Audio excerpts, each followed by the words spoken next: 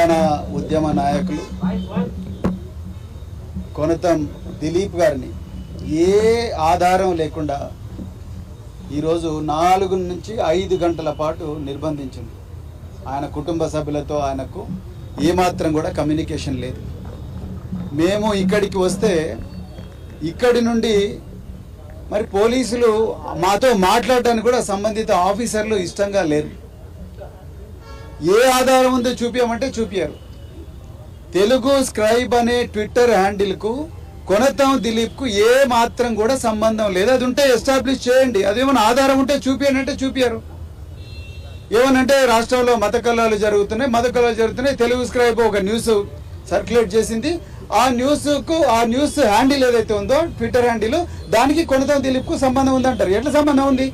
ఎక్కడున్నది మీ దగ్గర ఆధారం? మీ దగ్గర ఆధారాలు చూపండి. మీరు ఏమైనా ట్విట్టర్కి రాసిందా లెటరు? ట్విట్టర్ మీకు ఏమైనా చెప్పిందా ఇది కొనతం దిలీప్కి సంబంధం ఉందని? ఏ మాత్రం ఆధారం లేకుండా తీసుకొచ్చి ఇలా కొనతం దిలీప్ గారిని కూర్చోబెట్టిండ్రు. ఇంకొక వైపు మరి ఇంకొక విషయం కూడా చెప్పాలి. బీఆర్ఎస్ పార్టీ ఎప్పుడు కూడా ఇలాంటి మత కల్లోలాలను ప్రేరేపించే వార్తలు ప్రసారం చేయదు, వాటిని ప్రోత్సహించదు. ఎప్పుడు కూడా మా నాయకులు కేసీఆర్ గారు ఎప్పుడు కూడా దీన్ని ప్రమోట్ చేయలేదు. గంగా జమున తహజీబ్ ఏదైతే సంస్కృతి ఉందో ఆ సంస్కృతిని కాపాడిన పార్టీ బీఆర్ఎస్ పార్టీ. కానీ ఇలా జరుగుతున్నది ఏమిటి? ఇక్కడికి జస్ట్ 1 కిలోమీటర్ దూరంలో బీజేపీ నాయకులు వాళ్ళ కార్యాలయంలో డైరెక్ట్ గా ఏ న్యూస్ అయితే ప్రచారం చేయకూడదో మతాల పేరు పెట్టి, మరి ముఖ్యంగా మతాల పేరు పెట్టి ఓపెన్ గా వాళ్ళ హ్యాండిల్స్ మీద వాళ్ళు మొత్తం కూడా ప్రచారం చేసి ఇలా రాష్ట్ర వ్యాప్తంగా మత కల్లోలాలు తీసుకొచ్చే ప్రచారం చేస్తున్నారు బీజేపీ నాయకులు. వాళ్ళని కనీసం ఒక్కసారి కూడా మీరు పిలుస్తలేరు. ఎన్నో ఛానల్స్ వాళ్ళ హ్యాండిల్స్ మొత్తం కూడా ఈ కమ్యూనల్ రైట్స్ మొత్తం కూడా ఈ రాష్ట్రం అంతా కూడా మత కల్లోలాలు కావాలని బీజేపీ వాళ్ళు కుట్ర పన్నుతుంటే వాళ్ళని కనీసం ముట్టుకోలేకపోతున్నారు.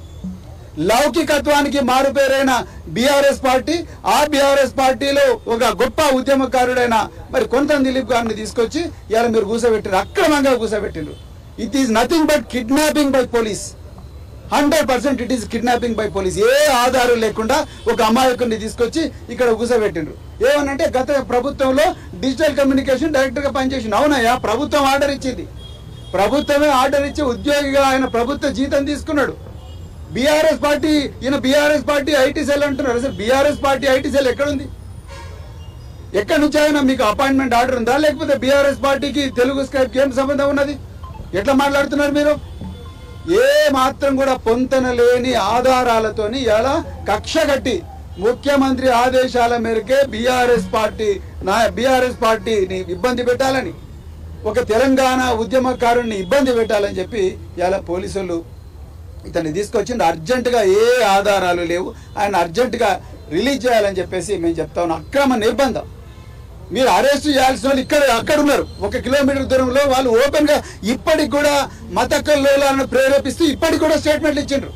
ఇప్పటికి కూడా వాళ్ళ ట్విట్టర్ హ్యాండిల్లో వీళ్ళు మతాల పేరు చెప్పి ఇప్పటికి కూడా ప్రోత్సహిస్తున్నారు. కనీసం వాళ్ళని ముట్టుకోలేకపోతున్నారు తెలంగాణ పోలీసులు.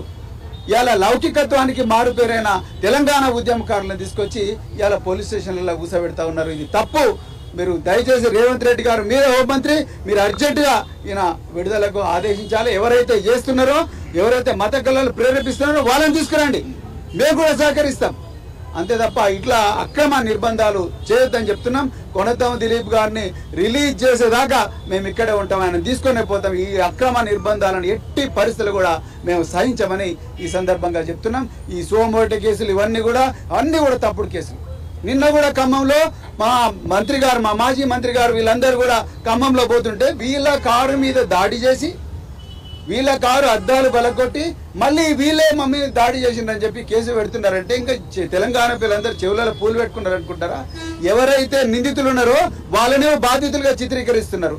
ఎవరైతే నిజంగా బాధితులు ఉన్నారో, ఎవరి ఆస్తులకైతే నష్టమైందో వాళ్ళను నిందితులుగా చిత్రీకరిస్తున్నారంటే మీ హయాంలో పోలీసు వ్యవస్థ పూర్తిగా దిగజారిపోయింది. పక్షపాత వైఖరితోని ప్రతీకార వైఖరితోని ఇవాళ మీరు రగులుతా ఉన్నారు. అందుకొరకు ఇట్లాంటి కేసులు అయితే ఉన్నాయి. అందుకొరకు అర్జెంటుగా ఈ అమాయకులను వేధించడం మానాలి.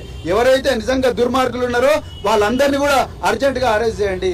సెక్షన్ 196, 197 BNS ప్రకారము ఎలక్ట్రానిక్ కమ్యూనికేషన్స్ లో ఎవరైతే ఓపెన్ గా వాళ్ళ ట్విట్టర్ హ్యాండిల్తోని బీజేపీ ఫర్ ఇండియా, నా సెల్ ఫోన్ లో ఉంది బీజేపీ ఫర్ ఇండియా, వాళ్ళ డైరెక్ట్ ట్విట్టర్ హ్యాండిల్లో చేస్తా ఉన్నారు. వాళ్ళ డైరెక్ట్ ట్విట్టర్ హ్యాండిల్లో మతాల పేరు పెట్టి మత కళ్ళను ప్రోత్సహిస్తున్నారు. కనీసం వాళ్ళని మీరు పట్టుకోవట్లేదు. మీరు బీఆర్ఎస్ హ్యాండిల్ చూడండి. బీఆర్ఎస్ పార్టీ ఎప్పుడైనా ప్రోత్సహించిందా?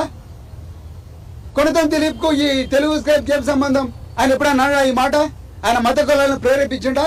కేవలం ప్రిజంప్షన్స్ మీద ఊహలతోని ఎట్లయినా చేసి బీఆర్ఎస్ పార్టీ ఇబ్బంది పెట్టాలి, తెలంగాణ ఉద్యమకారులు అంటే వాళ్ళు కనుమరుగు కావాలి తెలంగాణ నుండి అని కుట్రతోని రేవంత్ రెడ్డి ఇట్లా చేస్తున్నాడు. మీకు దమ్ముంటే అక్కడ పోయి ఎవరైతే ట్విట్టర్ హ్యాండిల్ యాక్టివ్ పెట్టి మతకులు ప్రేరేపిస్తారో వాళ్ళని తీసుకురండి, మేము కూడా సహకరిస్తాం.